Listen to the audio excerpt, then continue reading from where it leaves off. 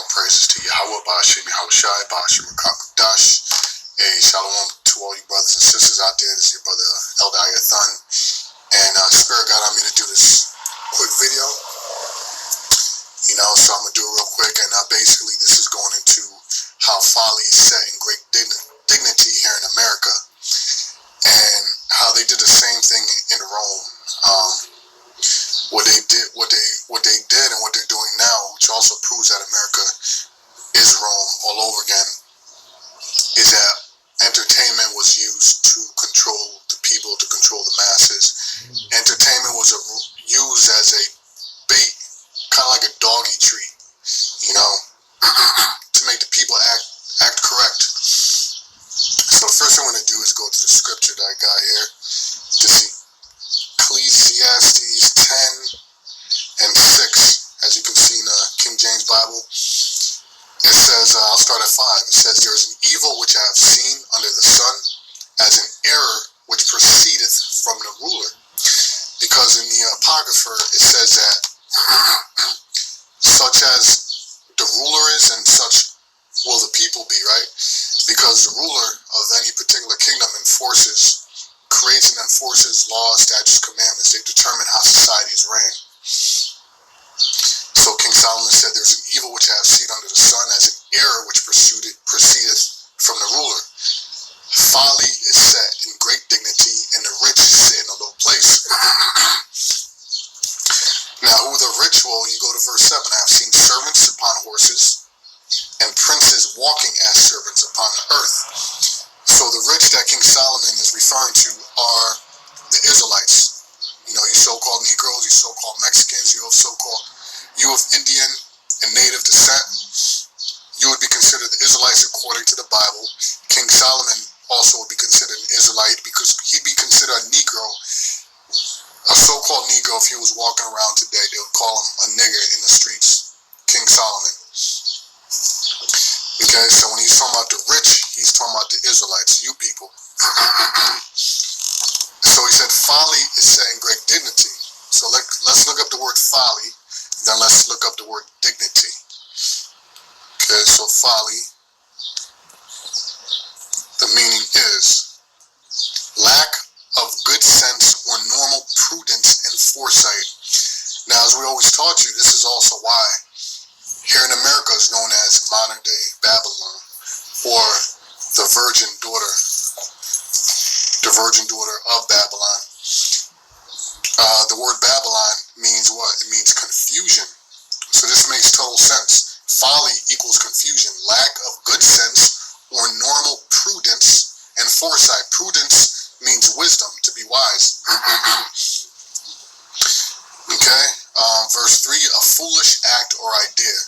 Verse 4, an excessively costly or unprofitable undertaking. Verse 5, an often extravagant, picturesque building erected to suit a fanciful taste. And tell me that does not describe modern day Babylon. All this does not describe America. Anything that has to do with foolishness is ranked highly. What's the easiest way to prove that? Go to YouTube. Go to YouTube and look at the most popular videos. The most popular videos are nothing but foolishness, folly. So now we're going to look up dignity. It's set up in great dignity. So let's look up dignity. Dignity means, verse 1, formal reserve or seriousness of manner, appearance or language, a quality or state. Number 2, of being worthy, honored, or esteemed. So the scriptures say that folly or foolishness basically is held in great esteem here in America. Okay? So the point I'm getting at is, as you can see, the way that they're getting people to take this, to take the dart, the Windows 19 dart, the way that they're conditioning these people is that they're taking away their folliness, which is what? Their entertainment.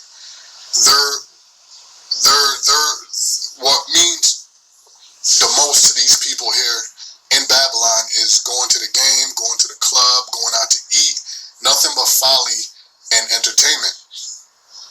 to what people mean by, I just want to get the dart so that I could go back to normal life, so America go back to normal again. What they mean is they want to go to the game, they want to go to the clubs, they want to be able to go out there and congregate and commit whoredoms, right? The women want to go to the club and commit whoredoms, the men want to go to the club, commit adultery. They want to go out and watch the games, the fights, the basketball game, eat hot dogs and all that. This is what's held in great esteem, and to prove that is that these people will forego, okay?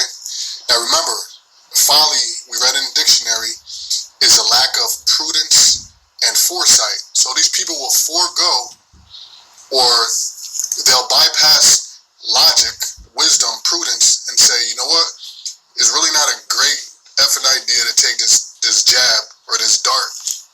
It hasn't been approved yet. It hasn't even been approved, by the deities that they determine are safe when they approve it. They said screw that, right? Which is an FDA. It's not an FDA approved. There's plenty of evidence that this is not safe to take, but they forego that because they want to go back to their folliness, to their entertainment, because they hold that in great esteem.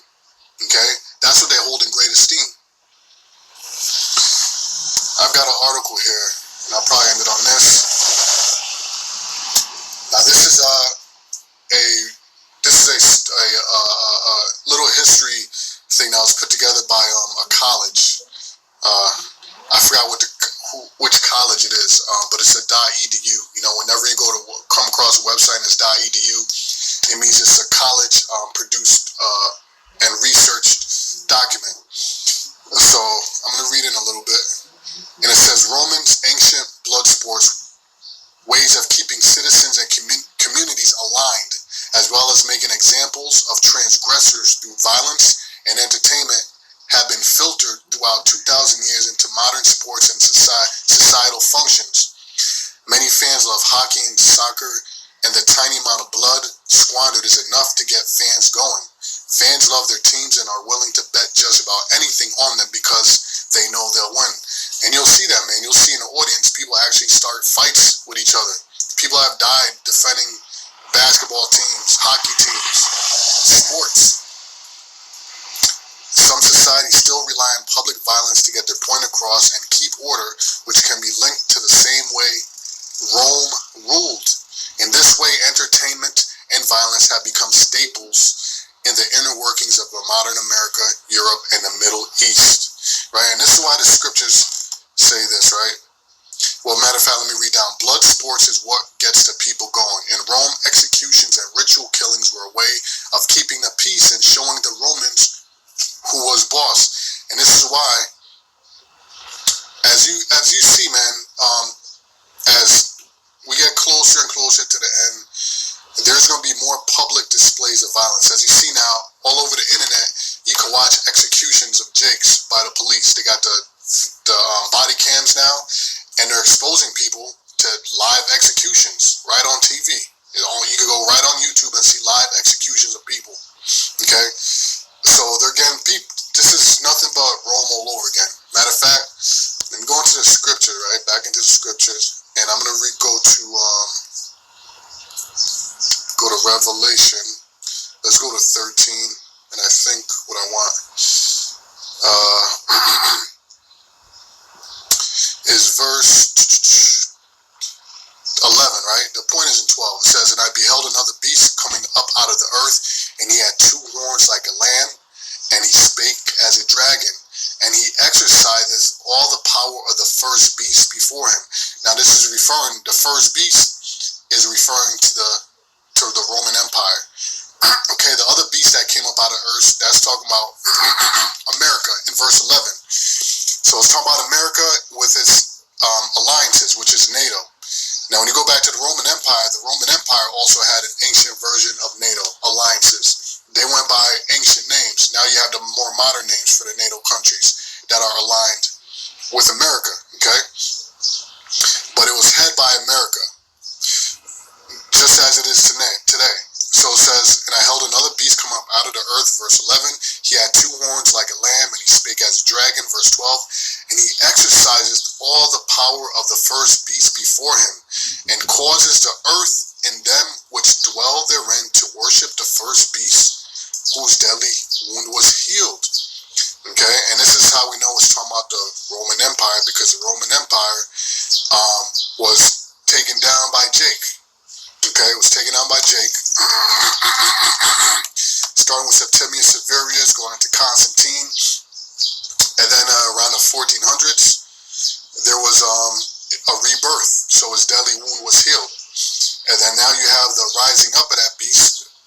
Which today that beast is the modern day version of the beast is America and NATO, but they're exercising the same powers as in the first beast, which was the Roman Empire, because they do studies. They study history, they study psychology, and what worked in the Roman Empire, since the thing that has been is the thing that shall be, right? Just like it says in the scriptures, everything is back and reoccurring.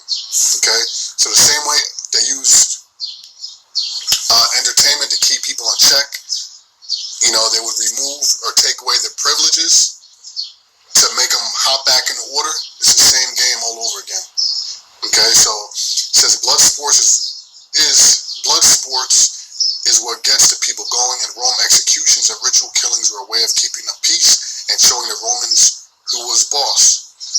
The arena was also used to entertain the lower class citizens of Rome, right? MMA fights, boxing, Floyd Mayweather, McGregor. You see, it's the same thing all over again. But at the same time, uniting them together to uphold societal rules, right? If you want to go to this MMA fight, you got to wear your mask. If you want to see the next Floyd Mayweather fight, you got to wear your mask. You got to take the dart. You want to go congregate at the casino, you got to take the dart, or you got to wear a mask.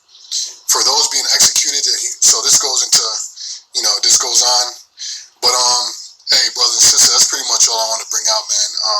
I hope the point was made, y'all was edified, and folly being set in great dignity, and proving that this is nothing but Roman Empire all over again. And with that, I'm going to say shalom. I'll pray to see how Bashim, how Shah Bashim, Kakudah, shalom.